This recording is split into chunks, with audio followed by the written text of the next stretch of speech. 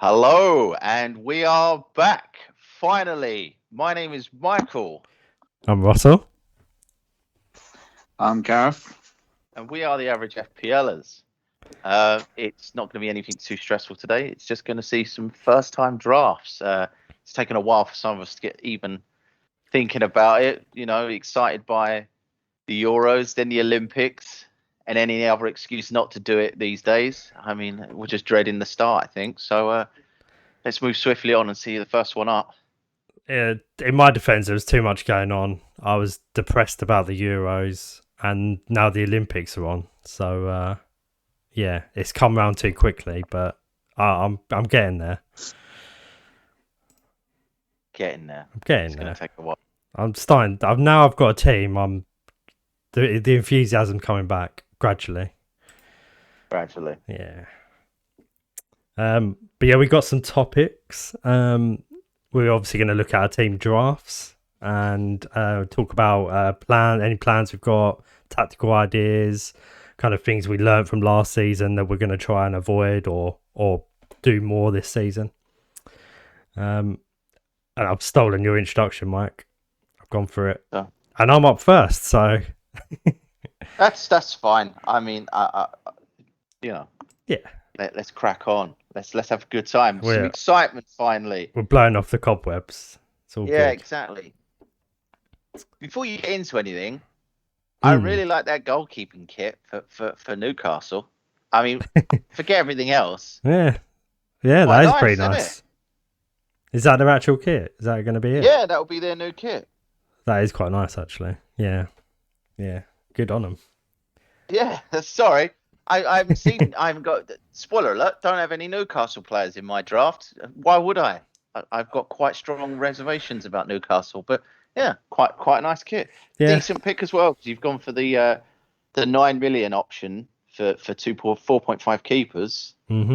Yep. And Darlow's going to at least start the season because Dubravka's injured again, I believe. Yeah, he's highlighted as red, so I assume Darlow's going to play. Yeah, Dubravka picked up quite a serious injury. Yeah, and I did have the double up, so I should probably go through my team and then start talking about it. So, yeah. Sorry, I just got excited by that nice looking kit. That was all. Let you off, I guess. So I've got Sanchez in goal, with Darlow as the sub. Then my defenders are Matt Targett, Sufal, Trent Alexander-Arnold, Fofana, and Danny Rose. Midfield, I've got Smith Rowe, Barnes, Salah, De Bruyne, and Havertz. And then up front, I've got Watkins, Tony, and Keenan Davis. I think that's right. Yeah, big Keenan Davis. Yep. He's literally just there because he's 4.5 million. And yeah, he will be third sub every week going forward, depending on how long it lasts. Wild card in the second week, maybe. Oh, what, again? No, definitely not. Well, I hope not. That is one thing I'm going to try and avoid this year. I'm going to try and save the wild card, plan ahead more, try and have a team for... It depends. I mean, I saved my wild card to the very last week, game week 16, and look where that got me. Nowhere. So... it got you pretty far. I mean, you were ahead for the whole season. So that was a strong start. That wasn't due to a wild card, though, was it? I saved the wild card thinking, if there's a plan here, I can get this double game week and be really sneaky. And it didn't go well. I took hits because I made mistakes on the wild card. Mm-hmm. Yeah. So 4-5-1, you're starting the season as. Well, at the moment, I don't know how that quite happened. I was playing around, tinkering with my team today, and yeah, that's what I came out with, and I was like, okay, that's interesting. Yeah.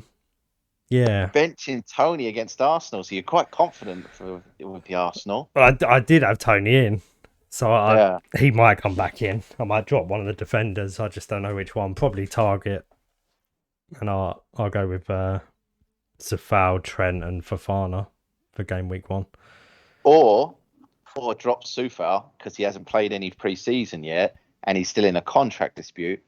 And if you remember last season, West Ham started the season by losing to Newcastle. That is true, yeah. And I didn't know that about him. So yes, I am very out of the loop with a lot of football news. So he hasn't played any pre-season thus far, but the season's 9 days away, and there has to be some question marks over whether he'll be fit. And yeah, there is a contract dispute about a pay rise, etc. It's probably fair enough because he's a good player. Yeah, he had a good season. They signed him. I think he was expecting a pay rise for his performances. Yeah, which he has not got thus far. And I mean, the reason I put him in was I didn't have him a lot last season. I don't know if I had him at all, but I know Gaz had him a lot. I had him as well. And it was a nightmare watching him every week, just banging cross after cross after cross, just thinking, for God's sake. So this year I thought, well, I'm going to have him in because he gets a lot of crosses in. He's a good value as well. He's 5 million, so he's not premium. Mm-hmm. You know he's going to play regularly, and if West Ham have a season like they did last season, then he's going to be essential. He's not going to be rotated. Yeah, and he was getting quite forward a lot. He did miss quite a few, basically nailed on goals, but you kind of forgave him because he got a fair few assists. So. Oh, exactly. Yeah. So similar with Matt Target as well. I think Gaz had Matt Target last year, and he was another nightmare. Just seemed to be popping up with assists all the time. So, and the fact that I've not got Martinez, I thought, well, at least have an Aston Villa defender in. So if Martinez does get a clean sheet, I'll get some reward for that. Well, I'm going to dash you a little bit here. Matt Target hasn't played a single minute of pre-season yet either due to knocks. Oh, well, that's good. Yes. My draft's going well then. Yes. Yeah. It's lucky you've got, I can give you some updates. Danny Rose, has he played any pre-season? Danny Rose, as far as I'm aware, has played some pre-season. Obviously, he's got to dust the cobwebs off, though, because he hasn't played football for like 14 months. Yeah. Really. It's a risky one, but I'm hoping he's going to come back fired up and ready to go. He was in my draft. I had to, unfortunately, take him out, but he may come back because I just really fancy him to do one over on Tottenham in game week 3. So. Yeah, I'm thinking that as well. Bit of redemption. Yeah. Be nice to see. I'd enjoy it. No complaints from me, to be honest. Yeah, good. Yeah, good. We put him out to pasture for a whole year for no reason. And then we run out of left backs and we were absolutely terrible. Mm-hmm. Got Reggie on now. It's all right. Yeah. Yeah. Another couple of own goals this season. Probably. Yeah. He's a bit leggy. Oh, that own goal he scored. Yeah. Oh God, I remember that. That was a good goal, wasn't it? I'm glad you're on a 10-second delay after Gaz mentioned that. Yeah. No, just remembering it. You've gone for an Arsenal player. I know. Shocker. Are you ill? I'm trying to take all emotion out of playing FPL this year. But I'm not going to go too mad. It's just they've got a newly promoted team for the first game. And sometimes that ends up being a ridiculous scoreline. So I mean, of all the newly promoted teams, though, Brentford are the most attacking. So, yeah. Oh, yeah, exactly. So maybe it'd be like a 4-3, something like that. Well, if Smith Rowe gets like 2 of them or something, I'll be laughing. I scoring 2, probably not, but I would envision him playing in the centre while you don't have Odegaard or anyone there for now. So he's certainly going to be the creative force. And I guess I would have asked you two about Arsenal's pre-season, but it sounds like you ain't done bugger all watching of it. So I assume Saka isn't back yet for Arsenal. I've got some idea about our pre-season, yeah. I don't think Saka's back yet. I know Smith Rowe's been playing though. And scoring. Yes, I know Aubameyang's been playing, and Lacazette has. Smith Rowe's had the whole summer off, so that's one of the things I kind of like about him. He's signed a new contract now, so he's settled. He's got the number 10 shirt this season, mm-hmm. So that would indicate some he's become a more prominent member of the first team. Same with Saka last year. Although I used that idea for Saka last year, started him in my game week 1 team, and then I don't think Arteta played him for the first 3 games. No, that's true. Yeah. And obviously Willian went and got 4 assists in the first game, and then everyone jumped on to Willian, and that was a big mistake, wasn't it? Yeah, I was never falling for that. I'm glad I didn't. For that trap. No. You know, you're like, oh look, he's doing really well. Yeah, he won't do for the rest of the season. Don't worry about that. No. So yeah. So you got 2 premiums, 2 12 million premiums in Salah and De Bruyne. Yeah. Salah's a sticker. De Bruyne, I am considering changing out, but he did pick up an injury the other day. Yeah, okay. Well, that might twist my arm then to take him out. But then where do I go? I might go Fernandes because I do want a Man U player in. But that's just a 12 million swap. It depends what sort of idea you're having with premiums this year. If you're having 2 and they're definitely both 12 million each, then you it's a straight swap from De Bruyne to Bruno. And then obviously with that, if you decided you wanted to switch Bruno to Kane, say in game week 3 with 2 transfers, you could then, sell De Bruyne and in, for example, at the moment, Watkins, bring in Kane and then have a £7 million midfielder. Yeah, I'm waiting to see what happens with Kane. Obviously, he hasn't come back yet. That's just theorising in terms of a lot of people. If you have 2 12 millions in your team, no matter if it's a midfielder or a striker, at least with that 12 million, you have enough funds to get another premium. You don't have to make 3 transfers. It will only be 2 transfers. Whereas if you have someone who's 10 million, you may have to sell the 10 million, sell the other player, and then sell a defender to make up the difference. So you're taking a -4. You're basically booking in transfers or hits that you don't really necessarily need to. So a bit of planning, if you will.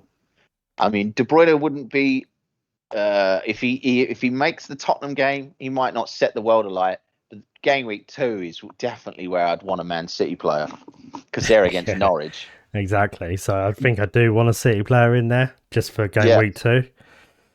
Not necessarily game week 1. We'll see what happens. That could be quite tight early season. Yeah, but as long as you've got him in, you're just accepting that, okay, game week 1, they might only get between 2 and 6 points. Fine. Yeah. But then game week 2, you're not panicking and taking a -4 or -8 almost immediately to get someone in. Plus, of all the players, De Bruyne's probably rotation proof. Yeah, probably. Yeah. I mean, it's usually injury that prevents De Bruyne playing early doors. I can't say the same for their attacking players. I've seen a lot of drafts with Mahrez so far, and with Grealish joining. Yeah, good luck with that. Sterling, you got Ferran Torres, you've got Bernardo Silva. You've got so many different players. I couldn't honestly tell you which ones are starting game week 1, and then which ones of those would start game week 2. No, not a clue.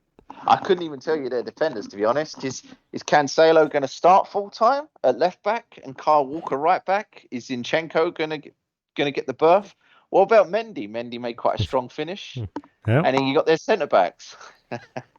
It's John Stones. I mean, he can play football, but is he going to be playing football 38 game weeks like Diaz? I mean, Diaz is probably the most nailed, but I think he's their most expensive defender as well. And I don't really want to put that much money into Diaz. And Laporte had a good Euros. Yeah. I remember rightly. So, yeah. I think one bit of pre-season I did see is that Diaz made a clanger or something. So yeah, he's made. I mean, it's pre-season though. You can blast the cobwebs off, right? It's the same with score lines in pre-season. You'll see a lot of teams that you're picking players from. Like Man United lost the other day. I think it was to Queen's Park Rangers 4-3, something like that. Yeah. And people are like, oh God, they were awful, they were terrible. And you're like, it's pre-season. Ole Gunnar Solskjaer, he'll be slightly aggrieved that they lost, but it's minutes. You're watching them to see who got minutes. That's the important thing. If Lingard got 70 minutes and you go, oh, Lingard might be on for a starting berth at the beginning of the season with no Rashford, etc. So that's what that's the only thing you should take from pre-season, really. Who looks sharp, who's well rested, and which teams look like they're slightly together as a cohesive unit. You can usually tell. I take pre-season results with a pinch of salt because of course, the amount of times you see a team come in, they've won all their pre-season games and lose the first game of the season. Their opening game and then their confidence completely goes. And just the reverse. Yep. Another team will lose all the pre-season and come and smash it game week 1. Well, if you remember the start of the first game week, West Ham lost to Newcastle. Exactly, yeah. Quite convincingly. In the press slagging the West Ham board off for selling Diangana. Mm-hmm. And everyone was like, oh, God, yeah. And I was fairly pleased that I'd put them in relegation.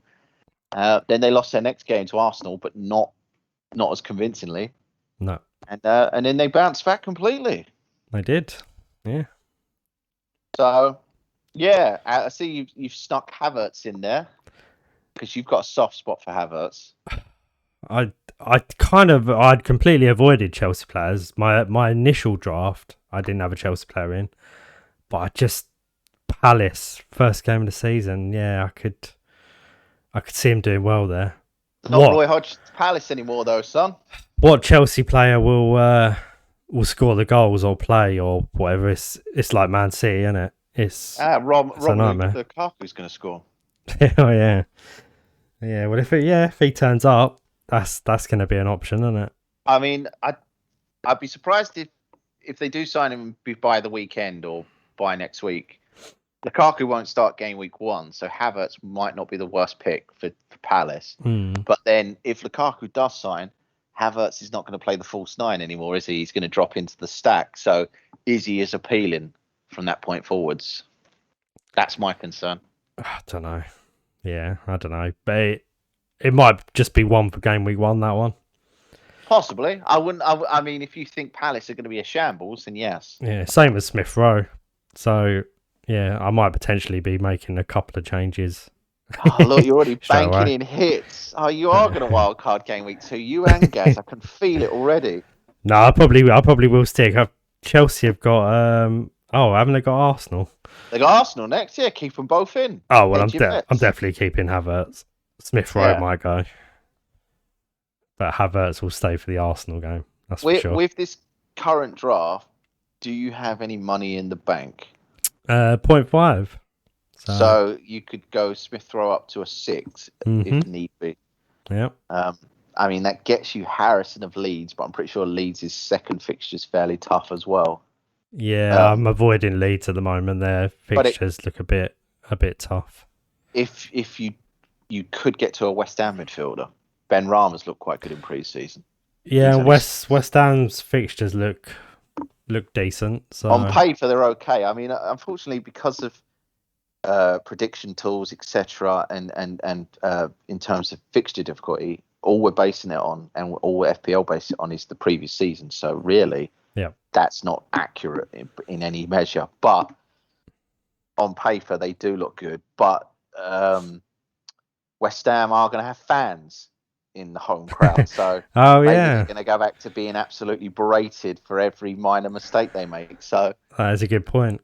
Yeah, see, I mean, I've seen a lot of West Ham fans make quite a few jokes about it because they are sincerely worried that West Ham are going to go from looking like this solid team that plays quite free-flowing attacking football to a team that just is absolutely berated by their own fans because they haven't made a 10-yard pass correctly. Yep. Still, Ivan Toney on the bench. Oh, that might change. That probably will change.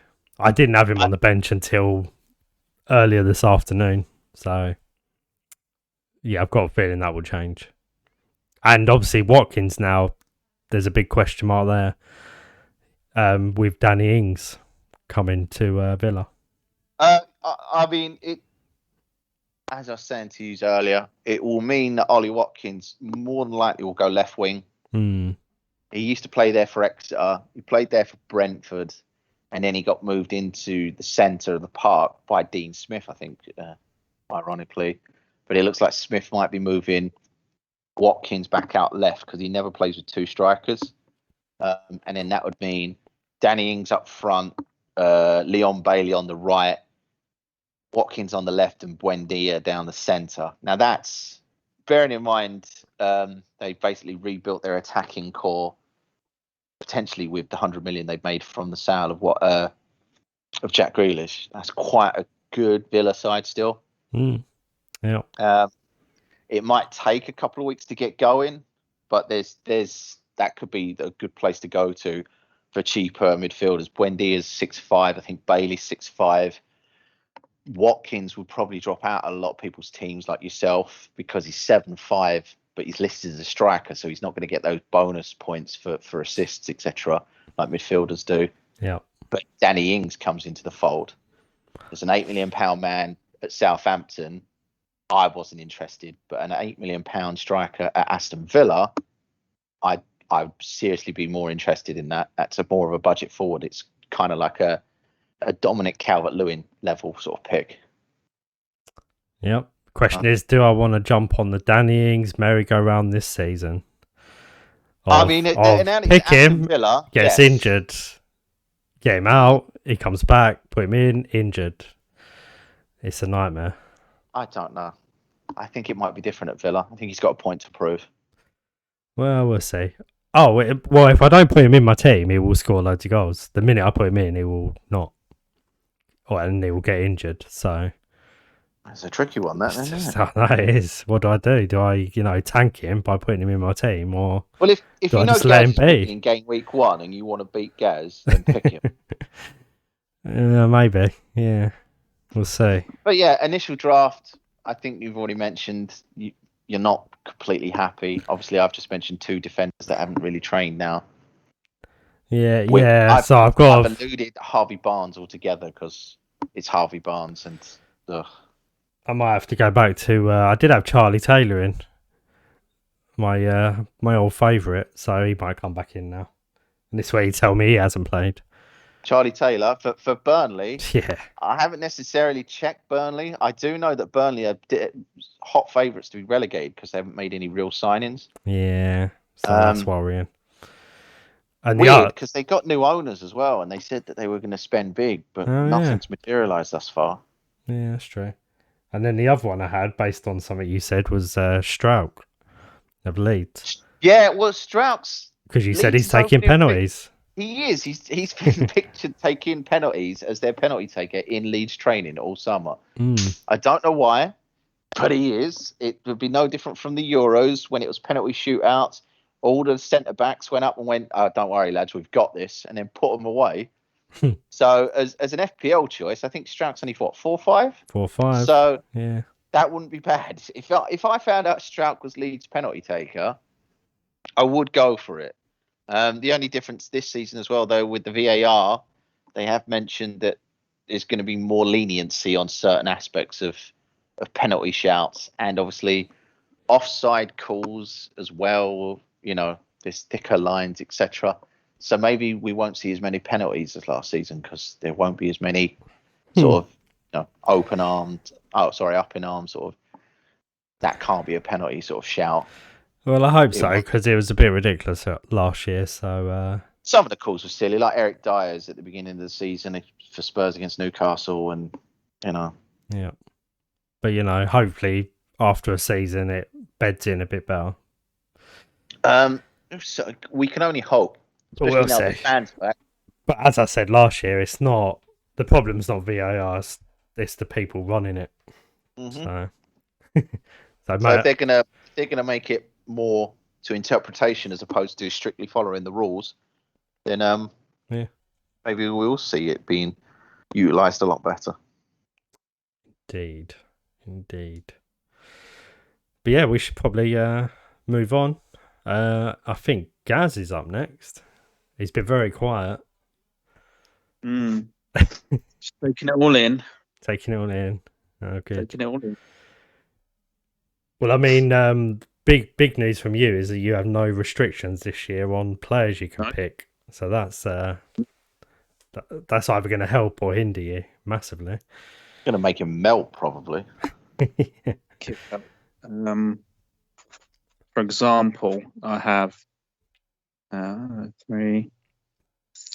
four You've got players in there that I couldn't have last season. Salah. Salah, yeah. So I got him. No, you've had Fernandes, haven't you? Yeah. Martinez. Martinez. Stania and Wilson. Okay. But yeah, I'm already not happy. I sent it off and I was like, yeah, there's a few there that I'm like, not sure about now. So, And those ones being Watkins, obviously. You did yours Watkins. this afternoon, didn't you? So, do you want to Yeah, I did it. run through yeah. your team? Yeah. Run us through it. At the moment, I've got Martinez in goal, Castagna, Van Dijk, Shaw, Salah, Fernandes, Dallas, Rafinha, Antonio, Wilson, Watkins, and on the bench we've got Ben Foster. Is it Ben Foster? Yeah. Ben Foster. Suma, Veltman, and Rose. Nice. So that's a bench fodder. Gaz is playing a 3-4-3 as opposed to Russell's playing a 4-5-1. For now, anyway. 3-4 is always my go-to. Very rarely deviate from that. I always have the three defenders, 4 midfielders, and 3 strikers. Yeah. Similar to me, you've gone 2 premiums of 12 million. Just you've got Fernandes instead of De Bruyne. Yeah. So, Yeah. I'm not sure about Fernandes this year. Like, I don't know. He probably is going to do all right. I wouldn't expect to see a huge. I mean, the drop off won't be dramatic. It might be like Salah last season, where they go, "Oh yeah, he's gonna," he didn't do as well as the season before, but Salah still scored like nearly 200 points. Oh yeah, and I think it would be the same for Fernandes if he doesn't get as many penalties. Mm-hmm. He might get 30 points less than he got last season, but that still puts him in the 210 point range or whatever it is. Yeah, which is sizable. He's a season keeper if you want him. It's just that now, compared to last season he started at 10. Being that he's 12 now, you have to kind of grit your teeth and just accept there might be some blank gang weeks. Yeah. Can you do that? That's the question. De Bruyne's obviously... De Bruyne's, I don't think he's ever gone through a whole season without getting injured at some point. Whereas Fernandes didn't get injured at all last season. So, played pretty much every game. So, yeah. There's always a question mark. Fernandes looked bad in the Euros, though. He looked absolutely knackered. That would be my only other concern. It felt like he got run into the ground by United. So, probably. Yeah, I did the draft, and then I kind of changed my mind and went, I think I want Iheanacho in there. But obviously, I don't know if he's going to start. That's the only thing. But I was thinking, there's a few strikers. I went for those 3 strikers, but there's a few other strikers that I looked at that I might switch to. But it all depends who's going to start. Vardy obviously will start, but is he going to play both, or is he going to start on the bench like he did? Well, it's not just that now. Leicester signed Daka as well from Salzburg, who's a quality forward. So there's 3 strikers all vying for Leicester one slot, unless Rodgers moves full time to 2 strikers like he did towards the end of last season, and he may do that. I guess if Maddison ends up joining Arsenal, then maybe Rodgers will go to 2 strikers full time. It'll be Vardy and one of the other 2, Iheanacho or Daka. So that's what he did when Maddison was out injured, wasn't it? So yeah, if Maddison does go, and it was a fairly successful formation that Leicester looked quite good with it. I mean, their win percentage was just as strong. and they didn't sort of fall away like they did the season before. So yeah, I think there's a strong possibility that if they do deal with Arsenal and sell Maddison, that you might see that kind of setup. What that means for Harvey Barnes, though, I don't know, because he was out, if you're bearing in mind, and they were playing 2 up front. So yeah, that's true. Well, I've got him in my team, so I'm hoping he's yes, back. that's why I roughly mentioned it, just for you as a food for thought. I know I realised I've picked away at yours a bit too much. It wasn't deliberately. I'm just trying to give you ideas about what's going on. Good. Yeah. Same with Gaz. Luke Shaw, although a great pick, bearing in mind how bad Luke Shaw was for me last season when he was on -3 after 5 games. And Luke Shaw's definitely not starting game week 1. Because of Euros. Yes. I'll just switch to Chilwell then. Yeah, which means you need to buy for another 0.5 for that, I guess, if you've got any, unless you've got money in the bank. Money bank. Okay, I didn't know that. Yeah. And then Castagna, is Castagna fully fit now after? Because he nearly lost an eye at the Euros, if you remember. Yeah, that's the right-sided defender, that kind of area. I'm not sure about. As a lot of the players I do want to pick are injured still, like Lamptey and Just they're still injured. So I might have to go for, I don't know. Go for Soufal or a West Ham defender. Cresswell is the one I fancy, but he's 5'5". That's the only thing that slightly puts me off. But Cresswell was West Ham's free kick and corner taker last season, and he played almost every minute of every game. So could be an option with Areola now as well, taking the sticks at West Ham, or eventually taking the sticks. Van Dijk, obviously, I'm not sure about if he's played. Yeah, he played against Hertha, so did Gomez the other day. So he has started. He might make game week 1. I don't know, but you'll know. Basically, you're getting a rough idea. Sunday is usually the last preseason game for everyone. If Van Dijk plays 60, 70 minutes, it's likely he'll start against Norwich. So that would be the litmus. Yeah.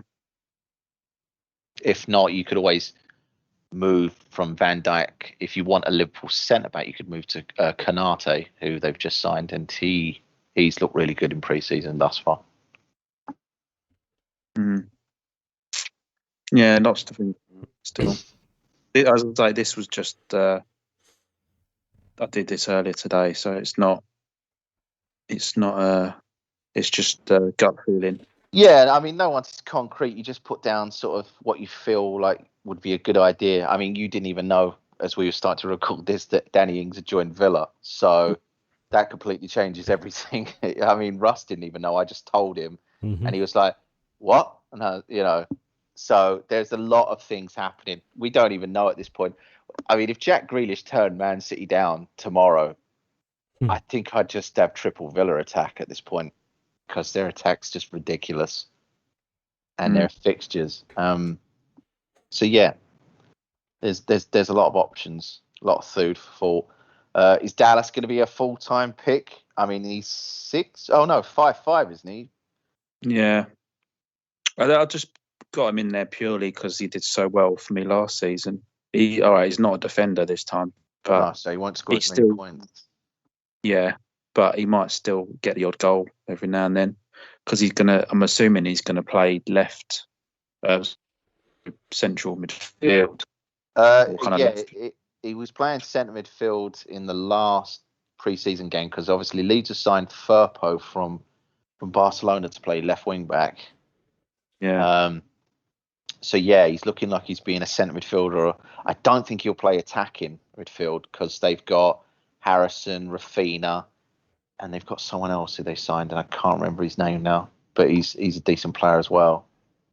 So Leeds are quite well stocked, and they should have a really good season, but their opening fixtures are not great. Yeah. So he's just in there just because, did well last season. I did have Target in there at one point, but but he would have been on the bench. But I might look into that one. Antonio, Wilson, they're you're looking at they're going to be the main strikers for their clubs, so that's why they're in.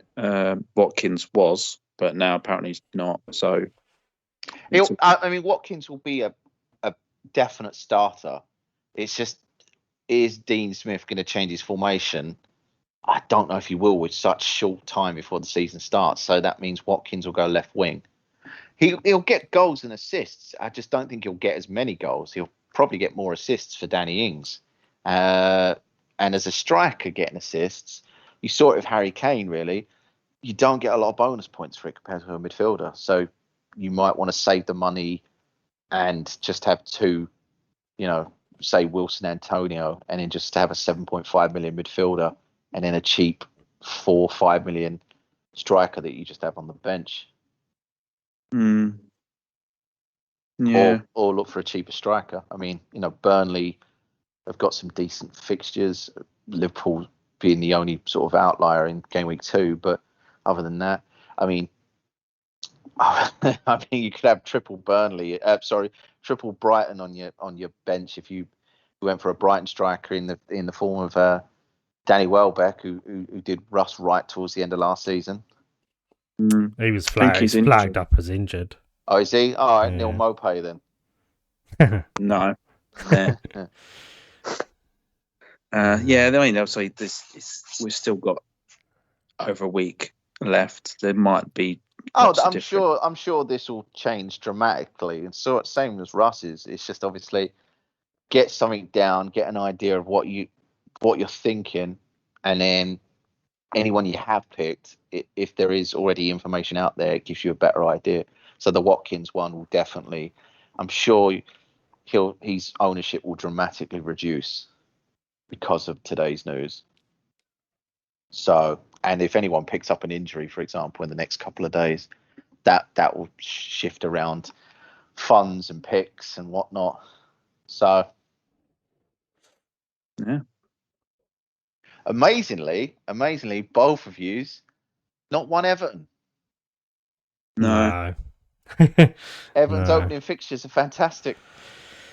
Yeah, but Pickford, I've done. I was tempted by Pickford because they got Begovic as well, and he's only 4, so it would have been a 9 million goalkeeping core again. But going without Martinez, I did that once before when Pope, like 2 years ago, went without him from the start, and I absolutely just kicked into the ground. So yeah, I'm not too happy about not having Martinez. Just being 5.5 now. Don't know, but I couldn't have him last season, so that's the only reason I got him in, because he was the best keeper. Gaz's newfound freedom. He's just testing it out, see how it feels, even if he changes it by game week 1. Go back to the comfort of going, I can't have those players. Yeah, it'll be a new rule. Anyone Charlotte mentions, he can't have, just in conversation. Having Salah must be that's a new one for you as well. The headache. I could have done without, but he was straight in there. Mm-hmm. Yep. Yeah, Martinez, Van Dijk's hopefully be back to his best. Haven't got any City players because I don't know who's going to play. Haven't got any less Chelsea, but that might change. No, I don't. Tottenham. I don't do Tottenham. I don't do Arsenal. So down to 18 teams then. Yeah. But yeah. I think Foster's nailed on. He's only 4 million. Backman is their number 1, but at the moment there's rumours that Backman's been sold, so Foster might come in and be number 1 again. He did play a fair amount of games last season. I think he played between 15 and 20. At 4 million, I'm not going to argue. I'll have him just as my bench option, Yeah. So some question marks, definitely. But we'll address it close to the time. Any tactics or plans for the year at the moment? Try not to use all my chips before halfway. This went early, didn't you? Yeah. This thing with Pitt is the 3 week for the first 3 weeks fixtures.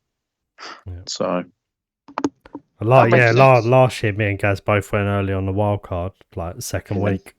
So, well, that's because not all teams were playing in game week 1. Yeah. But Gaz made it clear and then picked a bollock load of Burnley players for his bench that cost him quite a lot of money that didn't play in game week 1, and then he wild carded them all out in game week 2. And I was still confused. I'm still confused by that today. You said you wasn't using the wild card, Russ, and then you panicked and fired off the wild card immediately after one bad week. You were just like, "That's it, everything's got to go." And then you started taking enormous amounts of hits because the wild card didn't go so well either. Yeah.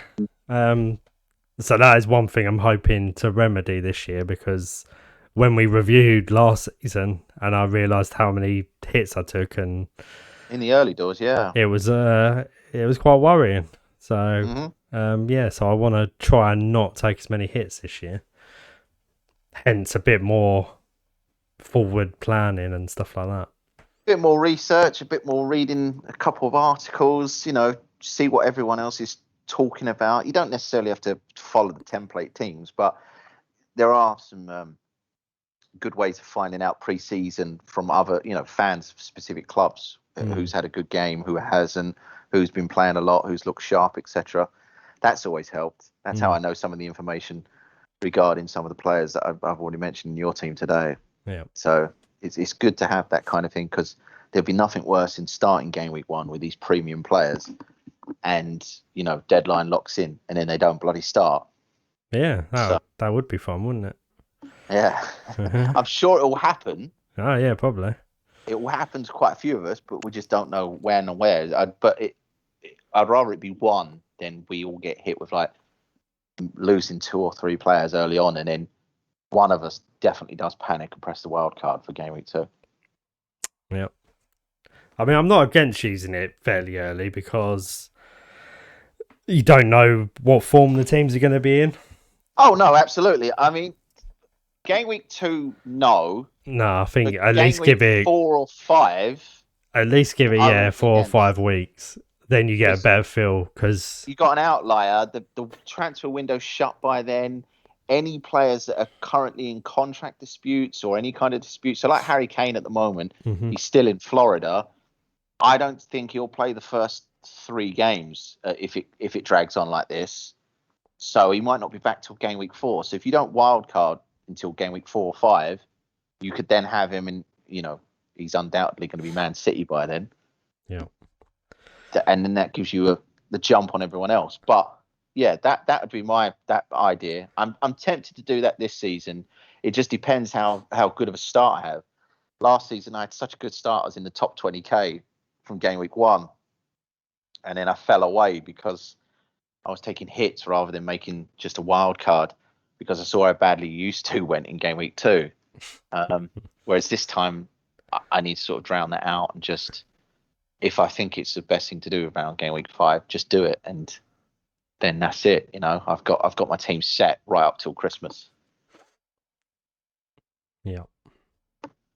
But we should have some help with that, surely. On that note, I guess we should look at your team. Probably should. Yeah. I think it's quite different from used to. Yeah. Yeah, I'd say so. So do you want to run us through it? I'll run through it. So we'll start off with I'm playing a 3-5-2. It's my usual starting formation every season. I've got Martinez in goal. I've got Aitnuri. I've got Alexander-Arnold, Wan-Bissaka. And in the midfield, I've got, oh God, don't make me say this name, Mbeumo of Brentford, which is butchered. I've got Jota, Salah, Sancho, Havertz. And then up front, I've got Calvert-Lewin and Antonio. And on my bench, I've got Ben Foster. I've got White of Arsenal now, Hoover of Wolves, and I've got Obafemi. So yeah. Yeah. So yeah. There's a few different names in there, aren't there? There is, because I don't have two £12 million players. No. So Yeah. I've had to make a choice. The general rule of thumb is you have two 12, and then you can downgrade to someone that's, you've always got the funds to get there. So, for example, if I had two £12 million midfielders like you did, and I started the game week 1 with Bruno Fernandes, if Sancho had a really good game week 1, you just transfer down and you save some money for game week 3. Mm-hmm. So I'm kind of taking a gamble, because if it goes badly, I've got no way of getting to the player I need. But this team, I do have $1 million in the bank. Yeah. So That's pretty good. yes, and I mean the reason for that is my defense is a bit on the cheaper side, because I've got 4.5 start in there, and then So I had Nori's 4.5 this year. Nori's 4.5, Hoover's 4, White's 4.5, Wan-Bissaka's 5.5, and then obviously Alexander Arnold, who's never leaving my side, is 7.5. I haven't looked at Wolves. I feel like their fixtures are hard, and I don't know. They've got new management. What kind of Wolves we're going to get? I've been watching their pre-season. They've been conceding a lot of goals, but they've been, they're going through a complete change with manager setup. You see him conceding a lot of goals, and then you got a defender. He's been playing out of position as well. He's been playing as a left wing back, almost like a left winger. Okay. It's not nailed on that pick. I mean, the only reason Hoover's picked at this point is 4 mil, and I feel like he could be one of the only starting 4 million defenders. So he's not going to be in my team playing every week, Hoover, but every season you try and predict which £4 million player you think's going to start, and then you have them. So Lundstrom 2 years ago, last year was Mitchell of Palace. So if you can get that right, he might not necessarily play for me, but if his value starts to go up and up and up, I can bank the profit and invest that into something else. So, or if Wolves are doing really well, screw the profit, put him in the lineup, job done. Aitnuri is the only one that I could change, and with $1 million in the bank, I could go up to a 5 million or a 5.5, and I haven't ruled any of that out yet. I could go to Soufal if that contract dispute's sorted, and still have 0.5 in the bank like used to. Or I could look for something else for value at 4.5. I mean, Brighton have got really good fixtures, and I think both of you, or I know Gaz definitely, he had Veltman. I've got Sanchez. There you go. You got Sanchez. So there's some options there, and I could be tempted into going for someone like Webster of Brighton, who I'm sure will now play almost every game now that White's gone, next to Dunk. The only other one that I'd be very interested in, if he does come back from obscurity, because he was on loan to Celtic, Shane Duffy. I think he's only 4 million, and if he starts regularly for Brighton like the old days at 4 mil, I'd just put Duffy in there, and I'd have 1.5 million in the bank. Then I definitely could get to any player I wanted from game week 2. I think he might be 4.5. I'm sure I looked at him earlier, but if he's 4.5, then I'd still have $1 million in the bank, and I can get to whoever. No, he's 4 million. Yeah. There you go. See, 4 million Shane Duffy, and he used to score a lot of goals. He might take White's place in the 3-man defence. That's what I'm thinking. That's what I mean. White. That was the only reason Duffy lost his space, was because of White, wasn't it? So come back in. They got Jakob Moda on the left. So there, I think there'll be a 3-5-2 Brighton. Probably, and Veltman on the right again. They were solid defensively. I mean, they might be a bit wobbly without White, because he was quite, he was pivotal in that defence. And I'm not sure I don't think he is.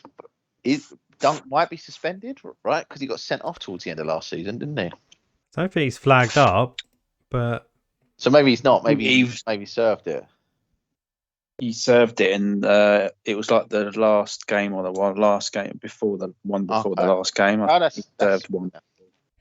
So yeah, so there could be some money there. I could switch out Nuri to Duffy if I knew Duffy was starting game week 1. And then I got 1.5 million in the bank. And then I can get to a range of different players without needing to do any sort of major surgery or a wild card in game week 2. But that would make my defence even cheaper than it is. I am going to go with White of Arsenal, a £50 million centre back. He's looked good. He managed to squeeze into the England squad for the Euros. I think he'll be, really, really sort of underlooked this season. And Chambers as well. Apparently, Chambers has been playing pre-season on the right side for Arsenal and been really, really good. Yeah. Yeah, he was the end of last season. Yeah. So Chambers is another one that could be low owned, and if Bellerin is sold, which is the rumours, Defence. British defence and goalkeeper. If we buy Ramsdale, if we buy Ramsdale, I think you've abandoned that though because Sheffield United wanted like 30+ million for him. But I like the idea of having Chambers if he is right back and at 4-5. Arsenal last season, what was it? They had the 3rd best defence in the run-in towards the end for clean sheets and stuff. So I'm not against having an Arsenal defender, and they're not great fixtures, but Brentford's game, first game, I could bench my Arsenal defender game week 2 for Chelsea, then bring him back for game week 4 or whatnot. And then, I've obviously got a gamble with Mbembo for Brentford, but I like a gamble. I think you're allowed to take 1, maybe 2 risks with your game week 1 team. Mm-hmm. And last season for me, it was Pereira, West Brom, and it paid off. And I'm pretty sure Mitchell was my other gamble, and that paid off too. So, yeah, I'm very tempted. Mbembo is one of the standout players for Brentford. So he's not. He's only owned by like 1% though. Yeah, well, everyone's gone for Tony, isn't Everyone's gone Tony because he got 37 goals, and technically I should go for Tony. But I want the money in midfield. I think. Obviously, Jota is injured now, or he's picked up a knock, so that might scupper my plans a little bit because I've really fancied 3 Liverpool for their opening fixtures. So if that's the case and Jota is out, I have to rethink that. But Havertz as a false 9 for game week 1 is a good idea, I think. Although I may change that. If Lukaku signs before the deadline, I probably will lose Havertz completely. And in Sancho, I've got a feeling Sancho's going to be like Mo Salah when he first signed for Liverpool. Sancho, it was unreal in Germany. And I don't want to be, I never was with Salah. I had Salah from game week 1, the first day Liverpool signed him. And he's never really left my team after that. I did have Sancho was in one of my drafts. Mm-hmm. It's only because he's 9.5. It was a bit tricky. But if I lose De Bruyne, I might bring Sancho back. See, I am making concessions here to have Sancho. I am only having one £12 million player, which is a risk. I mean, I could have 2 £12 million players, but I'd have to make cuts elsewhere around the team. So, for example, Calvert-Lewin's 8 million. I could downgrade him to Tony and save another 1.5 million there. Mm. So that you can make it work. It's just how you want to have the side balanced. How many of your bench are going to be playing players right now? For definite, I've only got 1 player that's playing in White. The other 2 are just gambles. Obafemi looks a lot better now that Ings has left Southampton.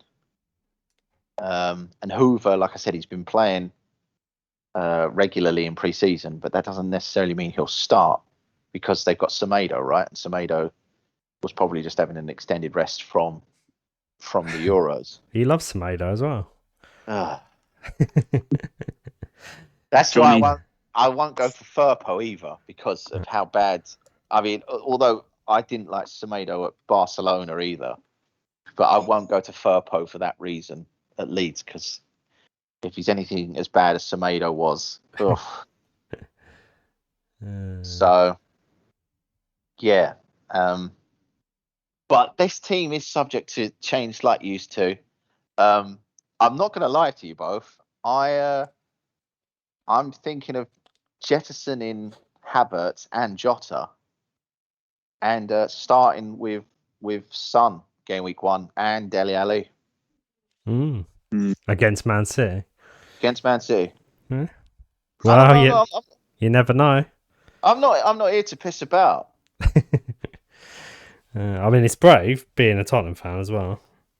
But, well, I'm a Tottenham fan that's got a manager that no one wanted, with a striker that doesn't want to be with us, and a team that seems like it's in disarray. But I'm more hopeful this season going into the start of the season than I ever was last season. So yeah, I'm a bit excited, but it might just be, stupidity, because I like the new away shirt and it's got me excited because I like the football shirt rather than the team. I haven't noticed how bad they've been playing. Maybe, yeah. How's their pre-season been going? Tottenham's pre-season was going okay until right now. We're currently losing 2-1 to Chelsea. But again, results don't mean anything necessarily. But performances do. And I can tell you right now, Mora, Ali, and Son have looked really sharp and really, really good. I mean, there was a ball Mora made for Son in the NK Dons game last week. Oh, it was amazing. It was so good. And it's not sort of the sort of performances you've been seeing regularly from Lucas Moura. And it just kind of feels like under Nuno, he's becoming almost like the Adama Traore was for Nuno at Wolves. And with Son's having to play as the main striker right now with no Kane. He usually does all right when he's doing that. Son's been all right. Scored a few goals. He got an assist for Dele Alli as well in the NK Dons game. He scored in the game before that, Son. So he's looked really sharp too. Yeah. Son likes a goal against Man City as well. He's 10 million. That's the only thing that puts me off. Yeah. But if I'm going to have him, and he's quite the differential at the moment, because I think he's only owned by like 16% of managers. So I'm tempted. Yeah. Like you said, surgery. I don't think I'd have a Tottenham player for game week 1, but I think their next 3 fixtures after that are quite nice. They're good. They're not as good as Liverpool. That's the only thing that puts me off. If I think Jota's fit and Firmino's out, game week 1, I wouldn't go for Son. Because I think even if Liverpool win like they did against Leeds 4-3, I want 2 of their attacking players. Yeah. So, and Alexander-Arnold looks fitter than he was last season, because obviously last season he had COVID. So he's fully rested. He's back from injury, signed a new contract as well. So all of that's out of his head, and he's got a point to prove, just like he was when he was dropped from the England team. If you remember, the first game after he was dropped for that international break, he was absolutely unreal, and he didn't step off the gas until the end of the season. So that's the kind of sort of player I'm looking at. He scored a couple of important goals, and he was on fire at the end of the season. I play 3 to start the season in defence, because there's not a lot of clean sheets going around. Even newly promoted teams, you can go, I don't think they're going to win against, I don't see Norwich beating Liverpool, but I don't see Liverpool keeping a clean sheet against Norwich.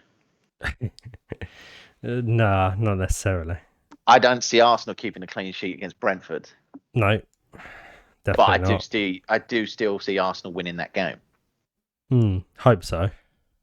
So that's my thought system. So I'm just sort of picking defensive players that are more attacking inclined in that sense, or that I know are going to be good going forward. So like Wan-Bissaka is like complete opposite from Luke Shaw. Luke Shaw's owned by about 50% of the game right now.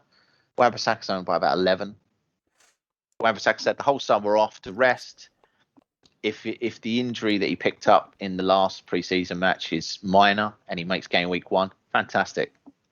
I'll go with Wan-Bissaka for a couple of weeks until Luke Shaw gets over that sort of rustiness from having a longer break, and then I'll pick Luke Shaw. But if I wildcarding like game week 5. But Man U were always dodgy at keeping clean sheets for some reason last year as well. That's why I'm not even considering a Man U player. See, the concern with Man U in defence right now is their defence looks fantastic, but Henderson has got COVID, so he won't make the first game of the season. Varane hasn't officially signed on the dotted line yet, but that is all basically confirmed. So he might not make game week 1 either. Luke Shaw's not going to make game week 1. Telles is injured. Wan-Bissaka's picked up an injury. So the only one who might start game week 1 is Harry Maguire. And Lindelof, I guess, if you fancy a complete random gamble on Lindelof. But the Man United pick in that sense is just to have him. So I've got him there for game week 2, so I don't need to start booking in transfers. So I'm expecting Wan-Bissaka to get me 2 points against a Leeds team that will be up for it. But then I don't have to thingy. But the only concern, obviously, for me is, like I said, because I don't have 12 million players, I don't have an easy way to get to Kevin De Bruyne or a Man City player necessarily, unless I go for one of the cheaper gambles like Mahrez. And who wants to gamble on Mahrez in game week 2? Let's be honest. Gundogan scored in. He got a brace the other day. Yeah. So I mean, he could be good again. 5, 7. Something like that. It depends, doesn't it? I mean, we know for definite game week 1 that 7.5 Gundogan might play further forward, but after Kane's ball, I don't think you want Gundogan, right? No, probably not. But God knows. So yeah, I mean, mine's a bit different from used to, and I don't think I am going to have 2 £12 million players. I just, the only one I would seriously consider if I did have 2-12 from game week 1 would be Kevin De Bruyne. So I've got him for Norwich in game week 2. Yeah, which is what I've got.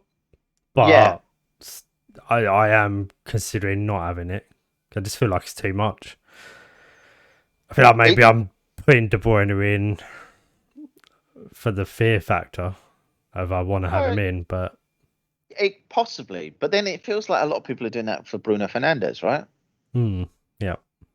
I mean, I can honestly assure you, and I guess that's why they're about 12 million.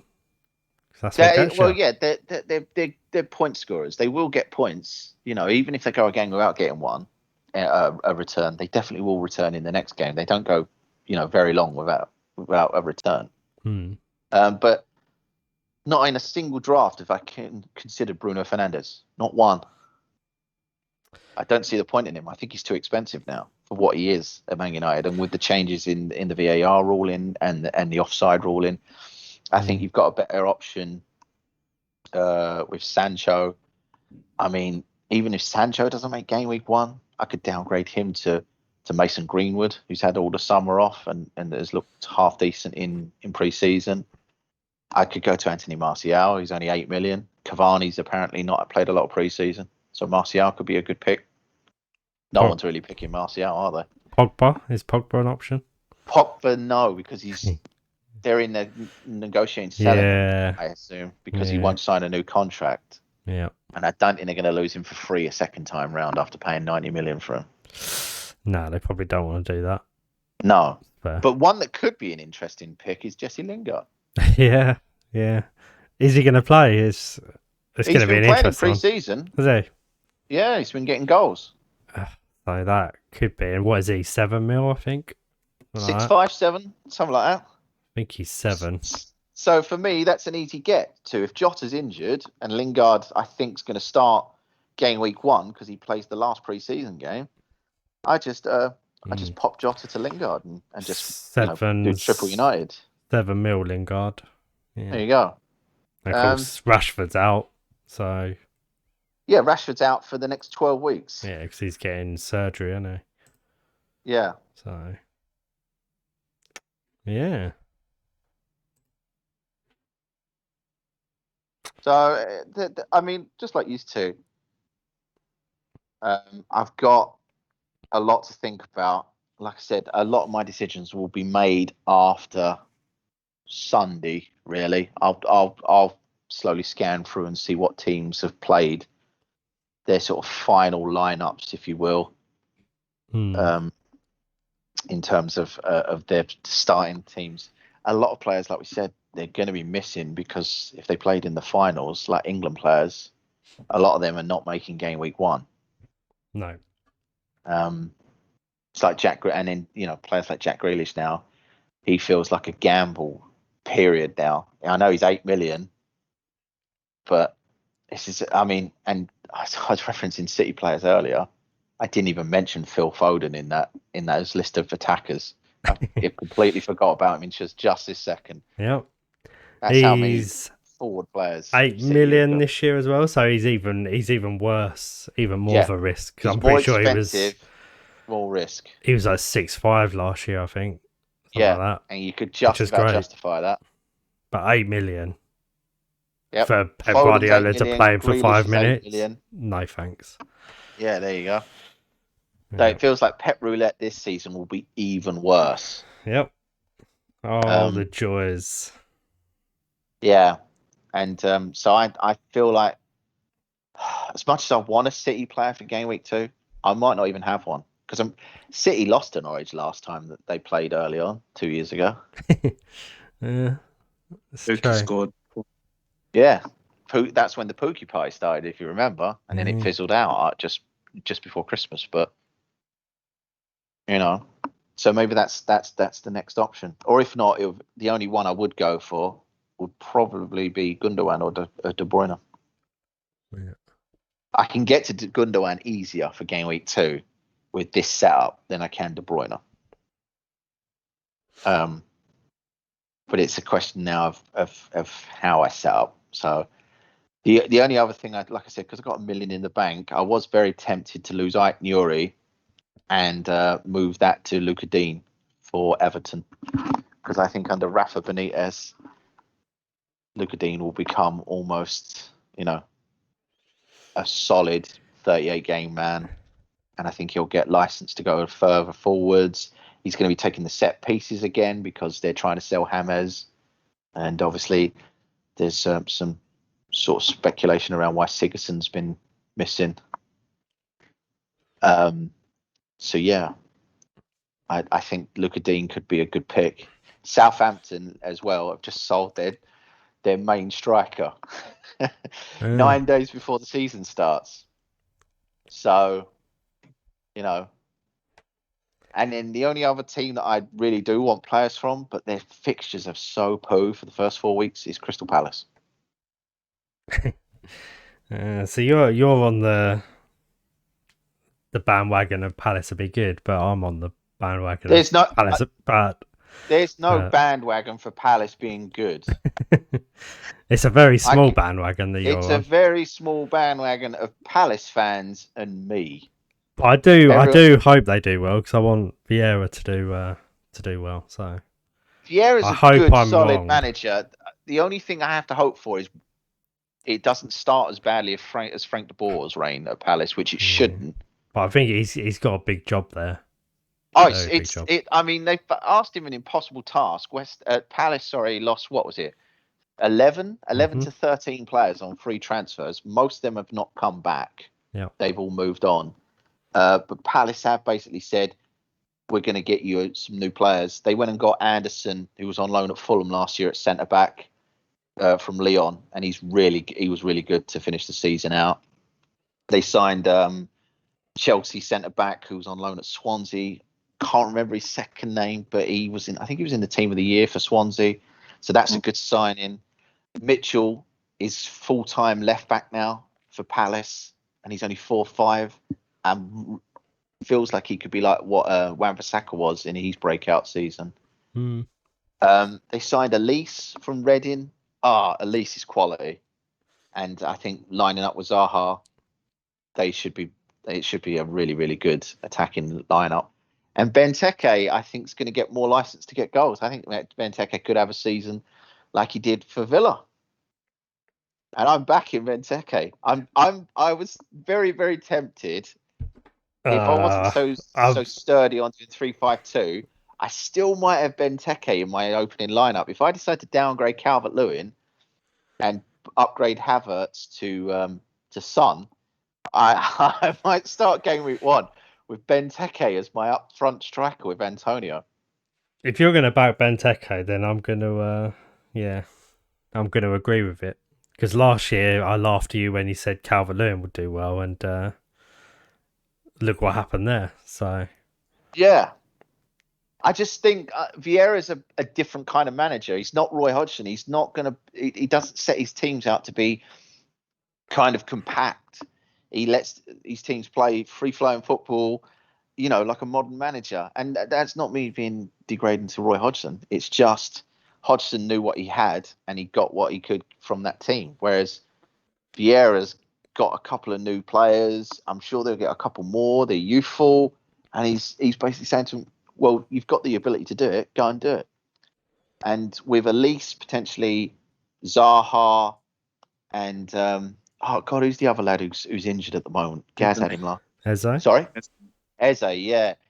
If they had all three of them from like game week 4, fully fit and running at defenses, it'd be easy for Benteke to get on the end of something. Like ridiculously easy. And I mean, those attacking players would still have like a centre midfielder, Milivojevic, and someone else sort of Sherpa in the line. So it could be a really, really good Palace side. And I think Anderson is a really good buy. He's like 25. He went all the way to the semi-finals of Denmark. He was good for in what was clearly a bad Fulham side. He was linked with a lot of bigger clubs, so I'm surprised he ended up at Palace. Yeah, I really think Palace might be the one that everyone's sort of not paying attention to. And if I change my mind on Martinez, which I don't think I will, because I think he's fantastic. I had him from game week 1 last season when he was an Arsenal boy. But if I did change my mind because I wanted to have even more money in my midfield, I would probably have Gaeta and Sanchez, because Gaeta's only 4-5. Mm-hmm. Or it'd be Gaeta and Foster. But I don't know. Martinez, after he won all that with Arsenal, I had him in game week 1. They sold into Villa, and he hasn't left my side since. And he's just won the Copa America as well. He just won the Copa America, and Messi, during all of his interviews, said the reason we won the Copa America is because of Martinez and how good he is. And sorry, Lionel Messi says that about you, and he's saying that in all the interviews. I'm going to have Martinez. He's a man who's completely just. It was almost like an unfound gem that no one really thinking. Arsenal didn't rate him, even though he was clearly showing how good he was, winning the FA Cup and the Community Shield with them. And then they still sold him for 20 million. Seems like peanuts now, doesn't it? Really? Oh god, yeah. Stupid. Bearing in mind that you might be trying to spend 30 million on Ramsdale, 20 million does feel like peanuts. Yeah. So yeah, Good times. I think my goalkeepers probably are completely set, but there's a couple of variations in the midfield and defense. I think I still really do want to start with Calvert-Lewin and Antonio, though, so I don't think they're going to change.